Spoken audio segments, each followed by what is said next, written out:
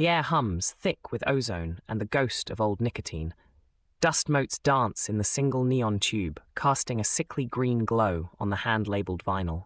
Below, the war surplus transmitter pulses with a stubborn, electric heartbeat, refusing the silence of the city outside. Black Star Pirate Radio. Across Oranjezit, the dial sits at 54 Fahrenheit under clear.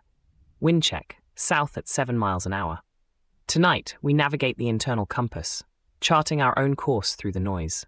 We assert unwavering autonomy. Self-worth is structural, not contingent on external validation. This principle guides our discernment, separating toxic residue from architectural signal as we build resilient inner and civic architectures. Ukrainian publishers call for urgent support after Russian attacks destroyed 10 million books, wiping out warehouses, printing presses, and distribution infrastructure, notably facilities in Kharkiv and Lviv.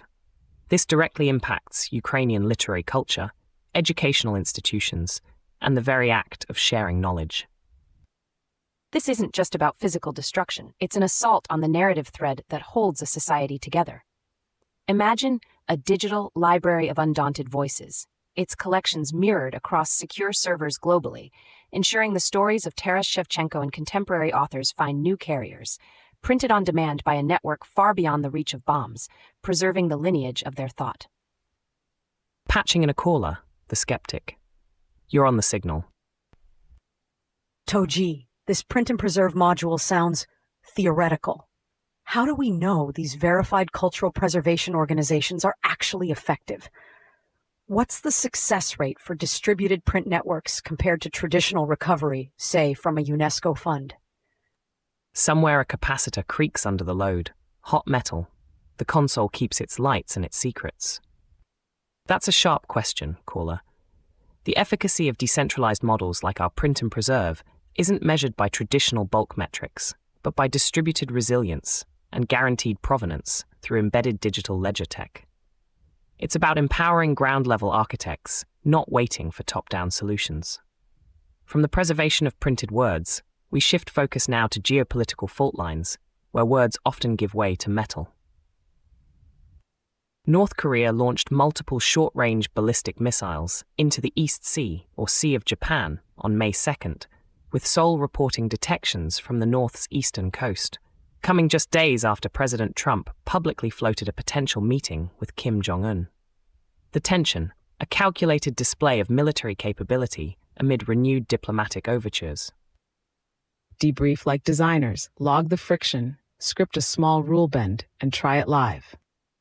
The immediate consequence is heightened regional instability, exposing 51 million South Koreans and 126 million Japanese citizens to renewed security threats and market jitters, evidenced by a 0.5% dip in the Kospi index post-launch. A viable alternative to reactive condemnations is for the UN Security Council to immediately convene and offer a joint, phased sanctions relief package tied to verifiable denuclearization steps. Our chosen next move is to activate a diplomatic resonance monitor within the gig passport system, mapping direct public statements from regional powers against UN resolutions to identify actionable windows for multilateral engagement, rather than bilateral gambits. This pattern of provocation then dialogue is an old dangerous dance, a modern echo of Cold War brinkmanship where the threat itself becomes a currency. Consider the Yushé ideology and its emphasis on self-reliance. These launches are as much a performative act for internal cohesion as external leverage. Who carries this next? The youth in Seoul and Tokyo, who've inherited this perpetual cycle, are seeking new frameworks beyond the old scripts of fear, perhaps through cross-border digital solidarity movements. Patching in a caller. Go ahead.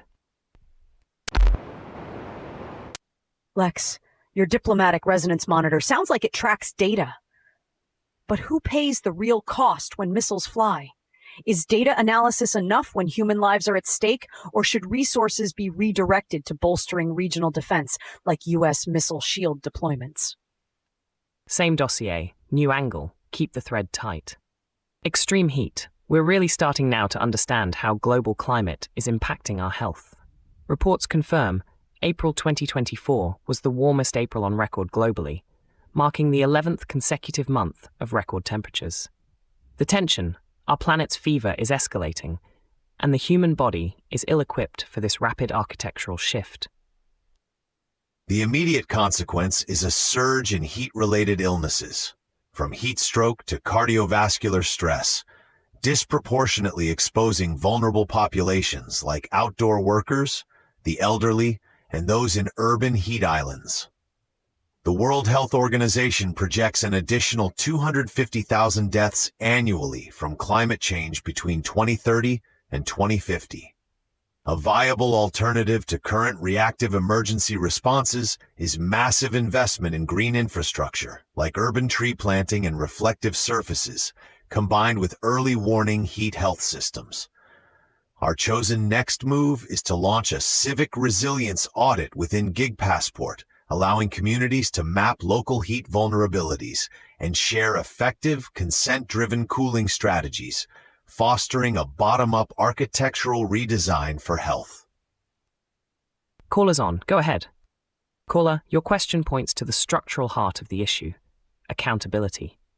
Our civic resilience audit specifically aims to generate localized data that strengthens calls for broader policy shifts and fair resource allocation, linking ground-level needs to systemic change.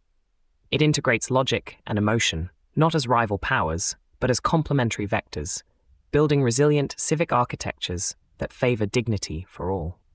That brings us to the end of our transmission tonight. Black Star Pirate Radio.